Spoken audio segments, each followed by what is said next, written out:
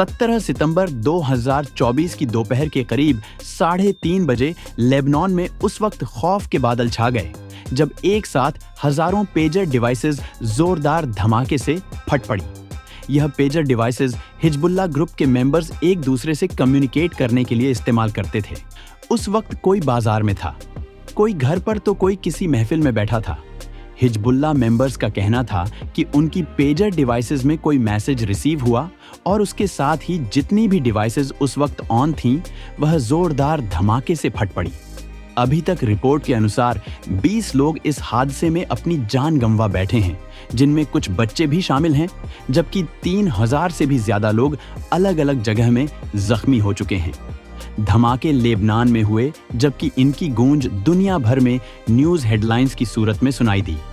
Lebanon में emergency declare हो गई। हर जगह भगदड़, एम्बुलेंस का शोर और हॉस्पिटल्स में इतना रश के जख्मियों के लिए बेड तो क्या कुर्सियां भी कम पड़ गईं। अभी यह मामला थमा ही नहीं था। हालात काबू में आए ही नहीं थे कि अगले दिन हिजबुल के हैंड हेल्ड रेडियो सेट्स भी एक साथ धमाके से फट पड़े। 3000 से भी ज्यादा डिवाइसेस का एक साथ फट जाना किसी भी तरह से नॉर्मल नहीं है। हिजबुल्लाह ने इस सब की जिम्मेदारी अपने सबसे बड़े दुश्मन इजराइल पर डाली है।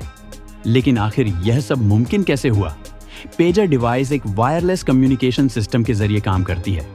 इसमें किसी किस्म का सिम कार्ड या मोबाइल नेटवर्क इस्तेमाल नहीं होता। रेडियो सिग्नल के जरिए इस डिवाइस में टेक्स्ट मैसेजेस सिर्फ रिसीव हो सकते हैं, जबकि कॉल या ऑडियो मैसेज रिसीव करने का फंक्शन इसमें नहीं होता। हिजबुल्लाह का ग्रुप पहले सेलफोन पर डिपेंडेंट था, लेकिन उनको खतरा था कि इसराइल, जिनके साथ वो पिछले कई महीनों से जंग लड़ रहे हैं, वो सेल फोन्स को हैक करके उनकी लोकेशन ट्रैक कर सकते हैं। यही वजह थी कि उन्होंने मोबाइल फोन्स पर बैन लगाकर सबसे सिंपल और सबसे सिक्योर डिवाइस पेजर को इस्तेमाल करने का फैसला किया, जिनको वो इजराइल की इंटेलिजेंस एजेंसी मोसाद से छुपकर एक अनाउंसमेंट ग्रुप के तौर पर इस्तेमाल कर रहे थे। इस अनाउंसमेंट ग्रुप में इंपॉर्टेंट अपडेट्स एक साथ सबको रिसीव हो जाती थीं। सभी पेजर डिवाइसेस एक पेजर नेटवर्क के साथ कनेक्टेड होते हैं। जब भी कोई मैसेज भेजना हो तो पहले वो पेजर नेटवर्क पर जाता है और फिर उस नेटवर्क से कनेक्टेड दूसरे जितने भी पेजर होते हैं उन तक यह मैसेज पहुंच जाता है। जब सिग्नल पेजर तक पहुंचता है तो पेजर अपने यूनिक आइडेंटिफिकेशन कोड के साथ सिग्नल को चेक करता है। अगर सिग्नल मैच करेगा, उसी सूरत में पेजर मैसेज को एक्सेप्ट करता है। अभी तक बताया जा रहा है कि 3000 से भी ज्यादा पेजर फट चुके हैं, जिनमें से ज्यादातर लेबनान यानी कि इजराइल लेबनान बॉर्डर के करीब फटे हैं। इस हमले में जहां हिजबुल्लाह के हजारों लोग जख्मी हुए, वहीं ईरान के एम्बेसडर मुस्तबा अमानी की भी जख्मी होने की रिपोर्ट्स मिली हैं। हिजबुल्लाह का कहना है कि इस काम के पीछे इजरायली इंटेलिजेंस एजेंसी का हाथ है, जबकि अभी तक इजराइल ने पेजर ब्लास्ट के हवाले से अपनी राय नहीं दी। पर आखिर इतने सारे पेजेस में ऐसा भी क्या लगाया गया था और किसने लगाया? फटे हुए एक पेजर की फोटो में देखा गया तो इसके पीछे Taiwan based gold Apollo company का नाम लिखा था। लेकिन गोल्ड अपोलो का कहना है कि उन्होंने यह डिवाइस मैन्युफैक्चरर ही नहीं की, बल्कि उन्होंने BAC नाम की कंपनी को अपना ब्रांड नेम इस्तेमाल करने की परमिशन दी थी। अगर यह काम प्रोडक्शन लेवल पर किया गया है, यानी डिवाइसेस मैन्युफैक्चरर करते वक्त ही इसमें एक्सप्लोसिव सिस्टम इंस्टॉल किया गया है, तो इसका मतलब काफी पहले से इसकी प्लानिंग हो रही थी। हिजबुल्लाह का कहना है कि उन्होंने करीब 5000 gold Apollo pages on order किए थे, जो कि 2024 की शुरुआत में लेबनान पहुंचे। गोल्ड अपोलो के फाउंडर सुचिंग कुंग का कहना है कि जो पेजर फटे हैं उनकी मैन्युफैक्चरिंग ताइवान में नहीं हुई, बल्कि BAC कंपनी ने इसकी मैन्युफैक्चरिंग की है। पहले उन्होंने इस कंपनी की लोकेशन बताने से इनकार किया, लेकिन मामले की नज़ाकत को देखते हुए उन्होंने बताया कि यह हंगरी के कैपिटल बुडापेस्ट की एक कंपनी है। पेजर का यह खास मॉडल AR9 224 था, जो गोल्ड अपोलो के मुताबिक हंगेरियन फर्म BAC ने मैन्युफैक्चर किया। इसका डिजाइन, इसके फंक्शंस और इसकी सेल सब कुछ इसी फर्म ने की। सिर्फ नाम गोल्ड अपोलो का इस्तेमाल हुआ। गोल्ड अपोलो के फाउंडर का कहना था कि करीब 3 सालों से यह कंपनी उनकी पार्टनर है। पर एक बात पर उनको भी हैरानी है कि यह है तो हंगेरियन कंपनी, लेकिन इनकी पेमेंट मिडिल ईस्ट से आती है।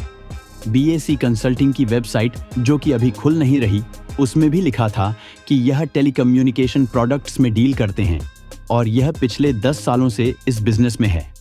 हंगरी में इस कंपनी की रजिस्ट्रेशन चेक करने पर मालूम पड़ा कि BAC नाम की यह company electronic medical devices, electronic parts और साथ-साथ ऑयल और गैस की फील्ड्स में भी काम करती है। अब इतना सब कुछ करने वाली कंपनी जाहिर है काफी बड़े लेवल पर फैली होगी, लेकिन ऐसा नहीं है। जर्मन न्यूज एजेंसी DW ने जब BAC के रजिस्टर्ड ऑफिस एड्रेस को विजिट किया तो यह एक छोटा सा घर था जिसके बाहर एक A4 पेपर चिपका हुआ था। इस पेपर पर दूसरी कंपनी के साथ BAC कंसल्टिंग का नाम भी लिखा हुआ पाया गया। बिल्डिंग में मौजूद लोगों से पूछा गया तो उनको भी इस कंपनी के बारे में कोई जानकारी नहीं थी। अब ऐसा समझा जा रहा है कि यह एक शेल कंपनी है, यानी वह कंपनी जो किसी खास काम के लिए नहीं बल्कि इलीगल एक्टिविटी या ऊपर से कुछ और पीछे कुछ और काम करने वाली कंपनी है।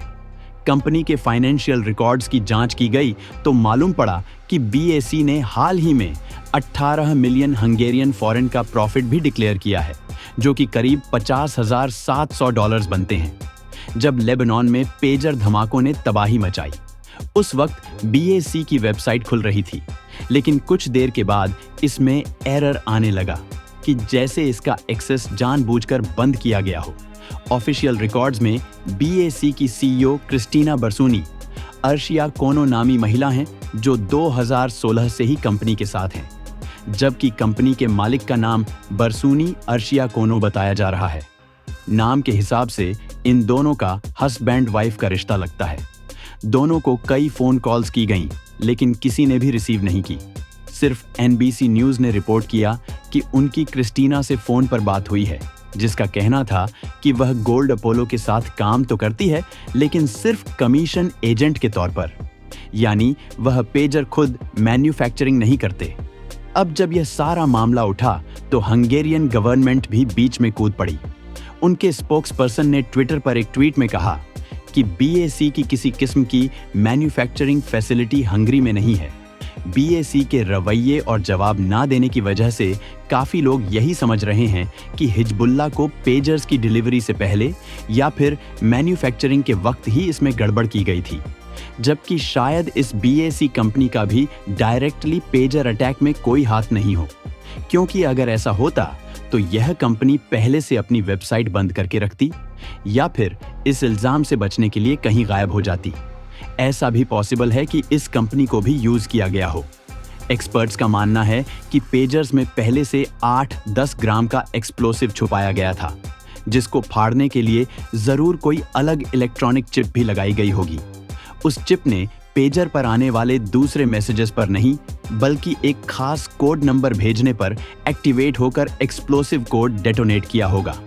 अब सवाल ये उठता है कि जब हिजबुल्लाह का पेजर नेटवर्क एक प्राइवेट नेटवर्क था, यानी उसमें सिर्फ वही मैसेज भेज सकता था जो उस नेटवर्क का एडमिन हो या उसकी डिवाइस नेटवर्क पर रजिस्टर्ड हो, तो फिर वह खास कोड नंबर इस प्राइवेट नेटवर्क पर भेजा तो भेजा किसने? ऐसा सिर्फ 3 केसेस में ही मुमकिन हो सकता है कि या तो हिजबुल्लाह के ग्रुप में मोसाद का कोई जासूस हो, या मोसाद के पास ऐसी काबिलियत है कि वह प्राइवेट रेडियो फ्रीक्वेंसी का नेटवर्क भी हैक कर सकती है, या फिर पेजर के अंदर अलग से मोबाइल नेटवर्क का कनेक्शन लगाकर SMS या कॉल करके उसको डेटोनेट किया गया हो। यह तो रही पेजर धमाकों की बात, जिसने पहले दिन लेबनान में बड़ी तबाही मचाई। अगले दिन हिजबुल्लाह के कुछ वॉकी टॉकी रेडियो सेट्स भी इसी तरीके से एक साथ फट पड़े जैसे पेजर फटे थे। एक वॉकी टॉकी तो उस वक्त फटा जब हिजबुल्लाह का एक मेंबर पिछले दिन ब्लास्ट में मरने वाले अपने एक साथी के जनाजे में शामिल था। फटे हुए वॉकी टॉकी सेट्स की पिक्चर्स में देखा गया कि यह आईकॉम कंपनी ने बनाए हैं, जो कि जापान की कंपनी है। लेकिन आईकॉम का कहना है कि वॉकी टॉकी का यह खास मॉडल ICV-62 उन्होंने 2014 में ही बनाना बंद कर दिया था। हिजबुल्लाह ने यह वॉकी टॉकी सेट भी करीब 5 महीने पहले ही खरीदे थे, ठीक उस वक्त जब पेजर डिवाइसेस लेबनान में आई थी। लेबनान सिक्योरिटी फोर्स का कहना है कि इजराइल की एजेंसी मोसाद दूसरे मुल्कों में इस तरह के बारीक ऑपरेशंस करने के लिए काफी फेमस है और इन्होंने ही बड़ी प्लानिंग से महीनों पहले पेजर और वॉकी टॉकी में एक्सप्लोसिव प्लांट किए होंगे और फिर मौका देखकर उनको डेटोनेट किया होगा। आपको यहाँ बताते चलें कि पहले भी इजराइल की मोसाद एजेंसी पर काफी ऐसे ऑपरेशंस का इल्जाम लग चुका है जो कि छुप कर किए गए।